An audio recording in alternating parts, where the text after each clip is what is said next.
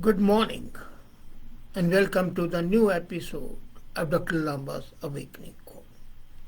Just a couple of days back, USA released its annual national security strategy. Just a four-page document, but a very revealing document and a very important document. In this document, it lays down its policy and the ways and means to counter the enemy countries or the countries which can be in competition with it. It also identifies those countries. And a couple of days after this strategy was revealed, Joe Biden made a statement which has caused ripples, if not earthquake, in Pakistan. And he said that Pakistan is the most dangerous country in the world with nuclear power, and it has no control on that. Now imagine in the national security strategy, US does not refer to Pakistan at all, but it refers to Russia and China as the prime opponents and the ways to deal with them. At one time, Pakistan and Saudi Arabia were considered the key US allies, and both are conspicuous by their absence in the strategy. That reveals something. A, the USA is using Pakistan as a pawn whenever it needs, gives some money, dole, and buys it. And it knows, secondly, that it's controlled by a clique of politicians, primarily, but army. So the army generals and the top politicians can be purchased, and they are purchasable commodities. But the statement, quote, America's most consequential geopolitical challenge, and that country is China.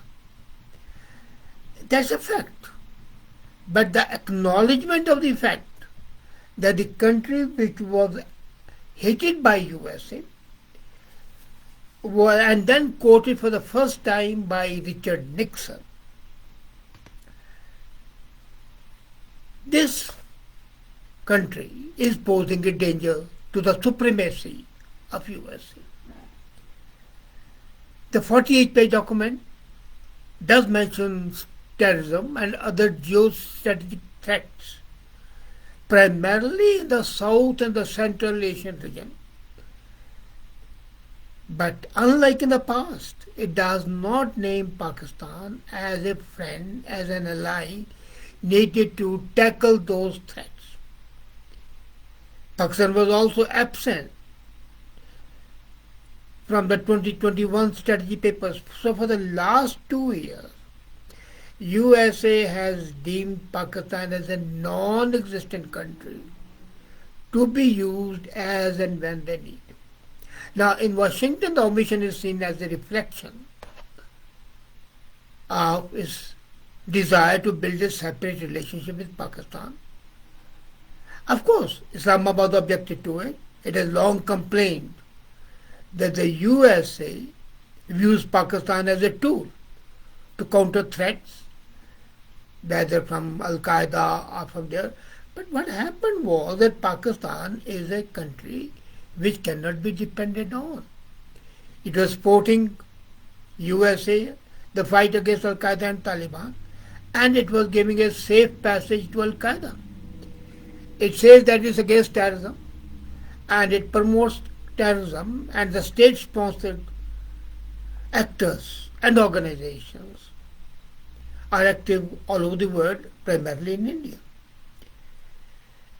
So in the recent statements, both US and Pakistan officials have emphasized the need to de-link Pakistan from both Afghanistan and India and give it a separate entity it deserves. And it's a nuclear power. But the moment Biden said that this country is the most dangerous country in the world. Has USA got a plan to destroy the nuclear capability of Pakistan? That's not mentioned anywhere. And the absence of Pakistan from the National Security Agency shows that this country has been written off. Now, US officials privately have acknowledged Pakistan's desire to maintain its close ties with China. And a country having close ties with China cannot be a friendly country as far as US is concerned. You can have good ties. Undoubtedly, there are countries like Germany, France, which have very good ties with China, and still they are friendly countries. But you cannot be a financial colony of China and then desire to be part of US orbit. That's not possible. So that's why USA has now wiped out the name of Pakistan as a strategy to counter Chinese influence.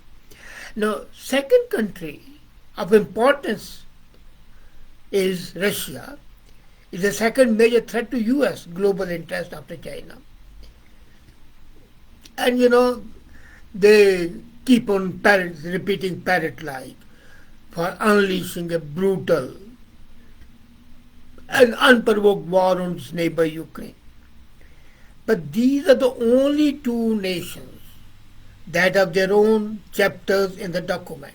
In a 48-page document, about 16 pages are devoted to these two countries and full chapter of each country. Now, twofold strategy that is shown in the document, which I have gone through, underlies A, pandemics. COVID has been there, no, Omicron is there, and this process of pandemic is not going to stop. Second is climate change, which again nobody can do anything. Third is most important, inflation and economic insecurity. As a matter of fact, the inflation, which is becoming a hyperinflation, stagflation, and the fear of a recession, they are the big threats globally. But US, of course, is selfish, and so he says they are major threats to US interests, as are the growing competition with the powers like China and Russia. So, inflation and economic insecurity, coupled with climate change, are as important and as dangerous as political enemies. So the geopolitical situation is now a mixture of economy, politics, climate change, and health. And the warning is there. The warning is, if we lose the time this decade, we will not be able to keep pace with the most notably climate crisis.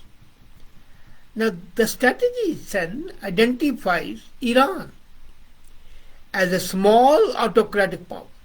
Small, imagine. On the one side, the USA says that Iran is supplying Russia with Shahed drones, the drones which are called kamikaze drones, and they are playing havoc. And then it calls it a small country. And then it forgets that this autocratic, theology-driven country, who is the creation of USA, it had a very secular king, a very progressive king, Shah Pahlavi. And USA was responsible for removing him through Khomeini and others. There's a problem with USA. It uses people, and then it forgets that those people are ambitious people. So they have utilized the help of USA to come into power and then thrown it away like a rag which has been used. But anyway, the strategy identifies this country as a small autocratic power acting in an aggressive and destabilizing way. Now comes India. Now this is a pinprick for Pakistan. While Pakistan is absent with Saudi Arabia from the strategy paper, but has been branded as the most dangerous country in the world by Biden, just a couple of days after that, India is identified very clearly as the world's largest democracy and a major defense partner. A major defense partner is a pointer to China. And that's why it is mentioned in very clearly, and it says that in the US vision of free and open Indo-Pacific, the major defense partner is India. And it's there because of four factors: growing economy, aggressive foreign policy, defensive and aggressive, both. It's passive aggressive as a matter of fact. And then its geographical position. The whole Indo-Pacific region can be controlled from India. So this has been given a position which, now Saudi Arabia's absence from the document, followed by the Saudi-led oil cartel decision to slash production by 2 million barrels a day, and that has caused an increase in already high gas prices in USA. And as I said earlier, USA is basically a very selfish country. It poses as holier than thou, honest broker, concerned with the whole world, custodian of human rights, custodian of democracy. But the most selfish, self-centered, and insidious. You can never depend on that. The friendship is only to enhance its own interest. Now, regarding Saudi Arabia, the document reads, we are re-evaluating the relationship with Saudi Arabia, and this is the relationship that has existed over decades. US President Joe Biden was going to talk to Saudi Arabia, and he did. And the purpose was, now here the cat is out of the bag, doing with the purpose of looking out for US interest and values we think are important for the future of US-Saudi relationship.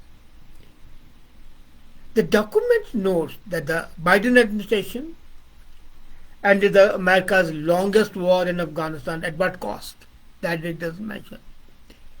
And with it an era of the major military operation to remake other societies. Now who in heavens authorized USA that they are to make or remake other societies? This self-assumed role is a horrible role and is major part of the disruption in the world.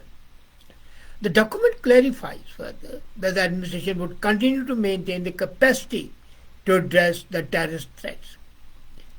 The strategy pledges to ensure that Afghanistan never again serves as a safe haven for terrorist attacks, a wishful thinking. Already Taliban is ruling, and warns Pakistan's Taliban rulers that Washington, quote, will hold the Taliban accountable for the public commitment on counter-terrorism.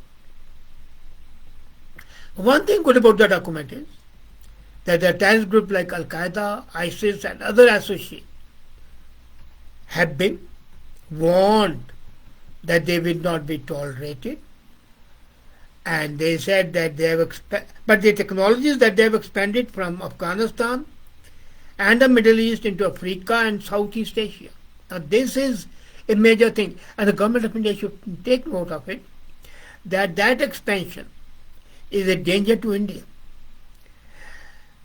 And then it again says the US and India will work together bilaterally and multilaterally for free and open Indo-Pacific region, which is the only positive side.